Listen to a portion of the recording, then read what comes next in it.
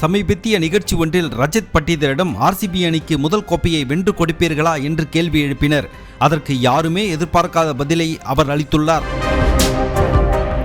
நடப்பு தொடரில் புதிய கேப்டன் ரஜத் பட்டிதர் தலைமையில் சிறப்பான ஆட்டத்தை வெளிப்படுத்தி வரும் ராயல் சேலஞ்சர் பெங்களூரு அணி இதுவரை 11 போட்டிகளில் விளையாடி 16 புள்ளிகள் பெற்ற நிலையில் பிளே ஆஃப் சுற்று வாய்ப்பை ஏறக்குறைய உறுதி செய்துள்ளது. இதனால் 18 ஆண்டுகால கோப்பை இயக்கத்தை இந்த முறை புதிய கேப்டன் தலைமையில் பெங்களூரு தணிக்கும் என்று அந்த அணியின் ரசிகர்கள் உறுதியாக நம்புகின்றனர். இந்நிலையில் சமீபத்திய நிகழ்ச்சி ஒன்றில் ரஜத் பட்டிதரிடம் ஆர்சிபி அணிக்கு முதல் கோப்பையை வென்று கொடுப்பீர்களா என்று கேள்வி எழுப்பினர்.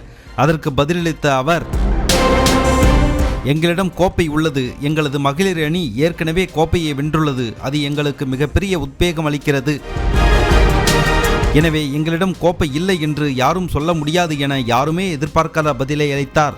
2024 ஆண்டு மகளிர் பிரீமியர் லீக் தொடரில் ராயல் சேலஞ்சர் பெங்களூரு அணி கோப்பை வென்றதை சுட்டிக்காட்டி அவர்